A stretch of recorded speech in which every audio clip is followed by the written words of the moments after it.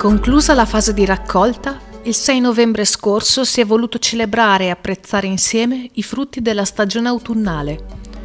Grazie all'abilità e alla creatività degli studenti dell'Istituto Alberghiero di Montagnana, guidati dagli insegnanti, si sono potuti apprezzare sapori, accostamenti, forme e colori, una nuova veste per questi nostri prodotti, non solo genuini e sani, ma anche sorprendentemente appetitosi.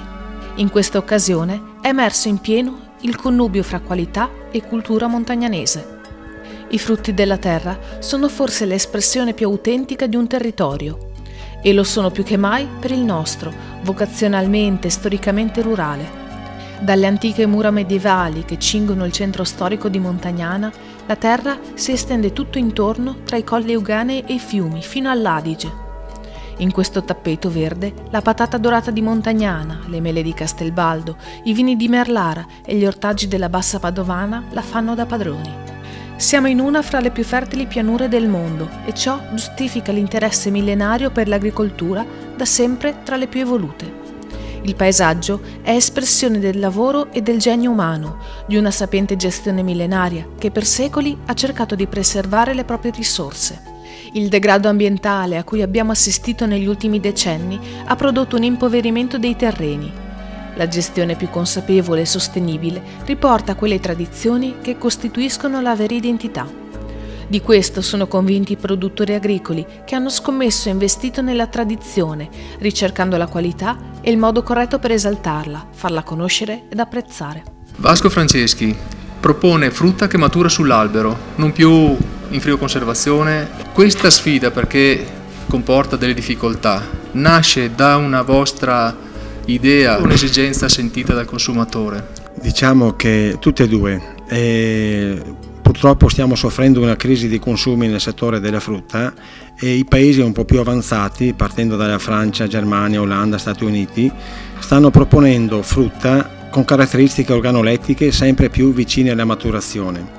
Questo perché il consumatore ormai non si accontenta più di una frutta apparentemente bella e magari di scarso gusto. Oggi, se vogliamo superare questa impasse di consumi, ormai si vede che la maggior parte dei consumatori apprezza sempre di più il gusto e quindi, alla luce di queste crisi che purtroppo stiamo toccando, oltre anche al problema della contingenza che ci sta attanagliando, dobbiamo assolutamente proporre prodotti che siano all'altezza del gusto e che abbiano il piacere e l'emozione di mangiare qualcosa di buono. C'è ancora qualcosa del patrimonio genetico, cioè di quelle vecchie cultivar che conosciamo, apprezziamo e ricordiamo dal nostro territorio? Certo, la mia o la nostra generazione riesce a ricordare o ad apprezzare ancora le vecchie cultivar, ma la nuova generazione di quei miei figli purtroppo queste cultivar non riescono ad apprezzarle.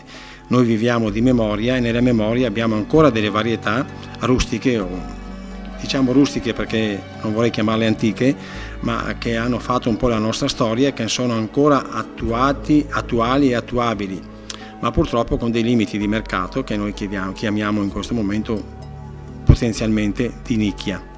Attraverso i prodotti della terra si conosce meglio l'identità e il carattere di un territorio. I nostri prodotti tipici sono veri tesori, dove l'agricoltura si abbina alla trasformazione dei prodotti, alla cucina e all'enologia, in un contesto storico-artistico e ambientale che ha la sostanza di un turismo culturale sempre più apprezzato. Il paniere dei tesori della Bassa Padovana è espressione della qualità dei frutti della terra e della loro lavorazione, che riassume tradizione e innovazione per la conservazione del gusto e del sapore degli alimenti genuini, vere eccellenze con elevati standard di salubrità.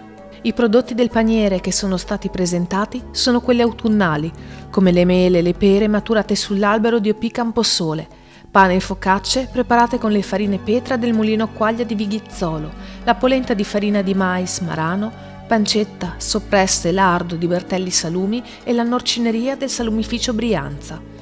Non può mancare tra i tesori montagnanesi il prosciutto iberico euganeo e poi ancora ci sono le verdure di stagione, zucche, fagioli, cavoli, radicchio e tanto altro ancora dell'azienda agricola Renzo Marcon e la caratteristica patata dorata di Montagnana prodotta dall'omonima azienda La Dorata.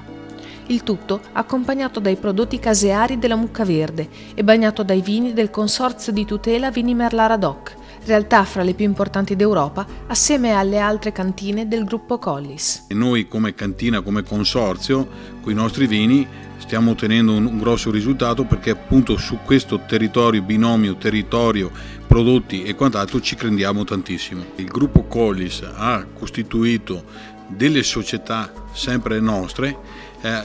Abbiamo costituito la Collis America, abbiamo costituito la Collis Russia, la Collis Cina e in più abbiamo un nostro agente in Inghilterra, sia con i vini del marchio Collis sia con le nostre consociate che sono la Sartori e la Cielo e Terra.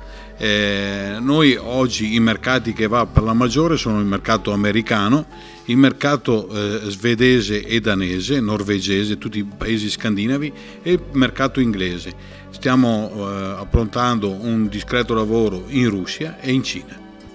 Sapere che queste aziende ottengono apprezzamenti e riscontri anche economici significativi è la testimonianza che la qualità alla fine paga. Una qualità profondamente legata alle caratteristiche morfologiche e culturali di un territorio fertile e generoso.